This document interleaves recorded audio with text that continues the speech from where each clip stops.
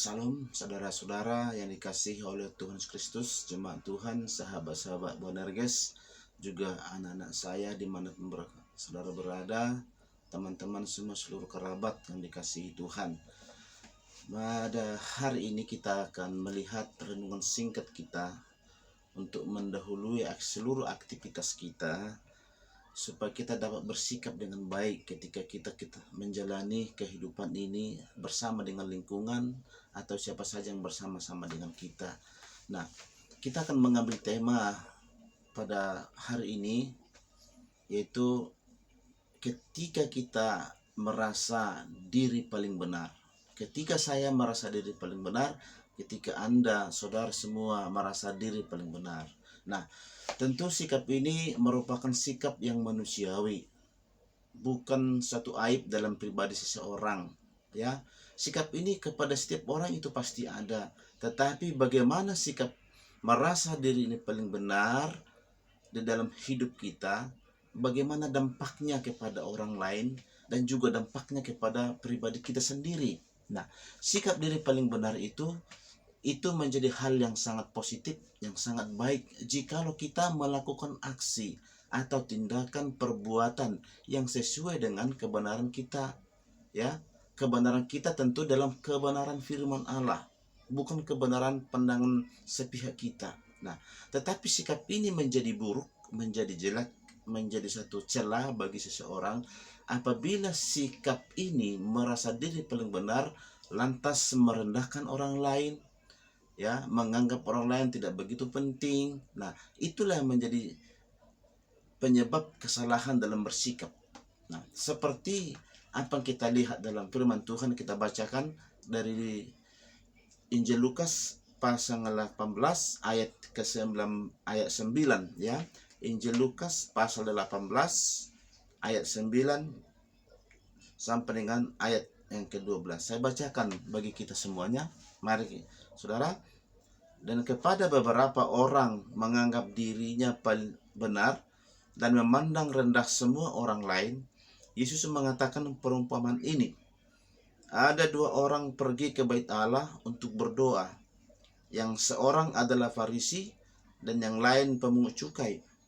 Orang Farisi itu berdiri dan berdoa dalam hatinya begini, "Ya Allah, aku mengucap syukur kepadamu karena aku tidak sama seperti semua orang lain, bukan perampok, bukan orang lalim, bukan pezina, dan bukan juga seperti pemungut cukai ini." Amin. Nah, dari teks ini kita baca, ini adalah merupakan perumpamaan yang diberikan oleh Tuhan Yesus, ya, tentang kehidupan seorang pemungut cukai dan begitu juga orang Farisi ketika mereka berdoa di dalam bait Allah. Nah, di dalam hati mereka masing-masing ada satu sikap, ya. Orang Farisi bersikap bahwa dia paling benar dan mengatakan, menganggap orang lain itu tidak benar, dan mengatakan, "Aku bersyukur aku bukan seperti orang ini." Ya, orang ini itu pemungut cukai yang berdosa. Nah, sebenarnya sikap orang Farisi itu adalah sikap yang baik kalau dibarengi diikuti dengan tindakan yang baik. Ya. Sikap orang Farisi ini akan menjadi tercela apabila tidak ada perbuatan yang baik mengikutinya. Nah, sementara pemungut cukai ini mengakui semua kelemahannya, mengakui semua keberdosaannya dengan rendah hati, bahkan tidak mampu untuk menegakkan kepalanya, dengan tertunduk mengakui salah. Nah, dalam penjelasan berikutnya dikatakan bahwa sikap pemungut cukai inilah yang berkenan di hadapan Tuhan. Ya, sikap pemungut cukai ini. Nah, saudara-saudara, sahabat Bonerges, saya katakan ada sikap yang merasa diri paling benar. Bagaimana kalau sikap itu ada pada diri kita? Ada pada diri saudara, ada pada diri keluarga kita, bahkan yang lebih dekat adalah ada pada diri kita. Nah, saya katakan di awal, sikap merasa diri paling benar itu merupakan satu sikap manusiawi, kalau dibarengi dengan tindakan perbuatan yang baik. Salah satu contohnya, apabila kita merasa diri kita paling benar terhadap orang lain, kita membicarakan satu masalah, kita mengalami satu masalah bersama dengan orang lain itu, ya, tentu kita menganggap diri kita paling benar secara sepihak, namun orang lain juga merasa hal sama seperti kita.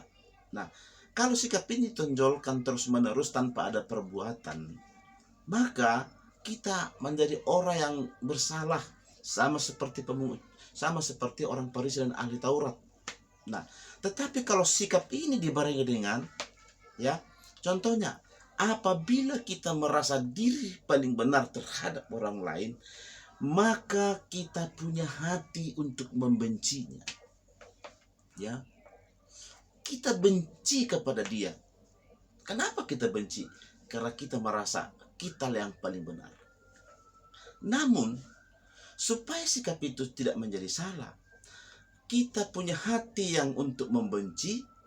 Mari hati kita ini kita gunakan bukan untuk membenci, tetapi hati kita ini untuk mengasihi orang yang kita anggap tidak benar.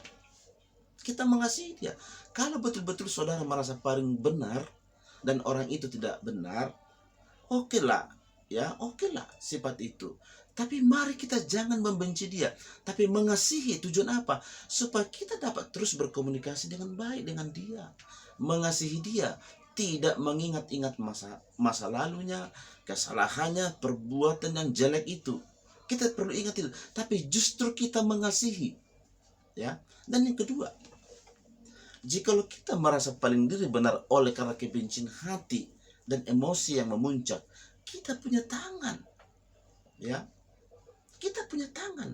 Saudara tahu punya tangan. Kalau seorang benci dan mengekspresikan kebencian, memukul, ya, memukul. Tetapi sebagai orang percaya yang merasa diri paling benar, gunakan tanganmu bukan untuk memukul, ya.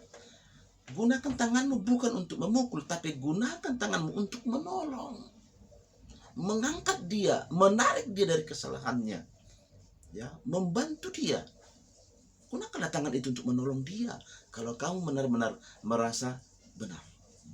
Nah, itulah membuktikan kita itu menjadi orang yang benar. Dan yang ketiga, saudara punya kaki.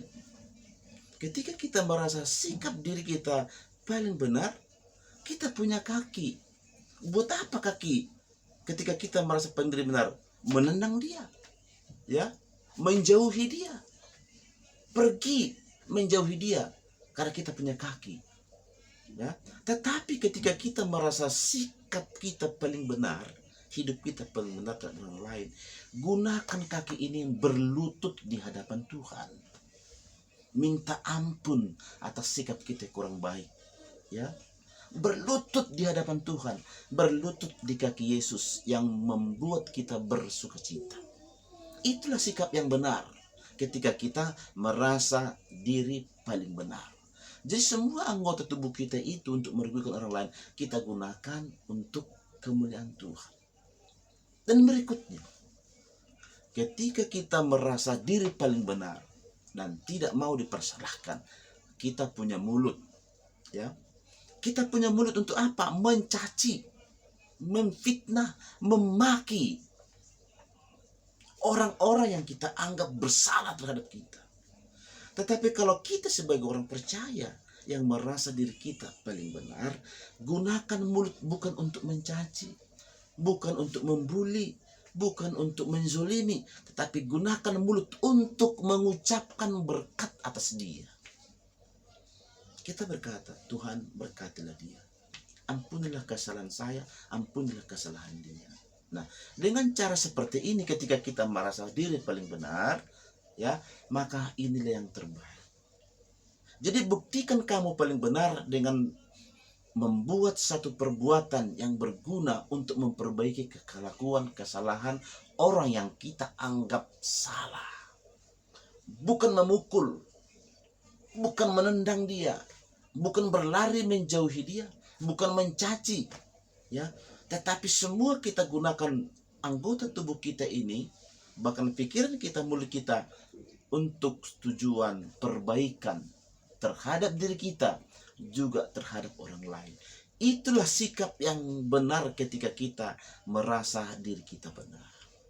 Nah, saudara-saudara, sahabat Boanerges yang dikasihi Tuhan Yesus, tidak ada manusia yang tidak berdosa. Semua telah kehilangan kemuliaan Tuhan. Tidak ada manusia yang sempurna melakukan kebenaran. Tetapi itulah yang disebut anugerah bagi kita. Tapi jangan ada orang yang menyalahkan anugerah itu dengan sengaja berbuat kesalahan. Nah, sahabat Boanerges, teman-temanku semua dimanapun kita berada, baik di jalanan kita satu aspal, ya, satu pekerjaan, baik dalam rumah tangga kita, posisi kita sebagai kepala rumah tangga atau sebagai saudara, mari bersikaplah yang baik terhadap diri kita, juga terhadap orang lain. Sekali lagi saya katakan, jikalau Anda merasa diri paling benar, jangan mencaci, tapi memberkati, mengucap syukur, meminta berkat kepada Tuhan atas orang itu. Jangan memukul, tetapi menolong. Jangan menjauhi atau menendang, tetapi gunakan kakimu untuk berlutut di hadapan Tuhan. Itulah sikap yang top, yang benar di hadapan Tuhan. Demikianlah renungan kita pada hari ini. Saya ucapkan selamat beraktivitas, selamat berjumpa kembali di kemudian hari. Shalom, damai sejahtera bagi kita semua. Amin.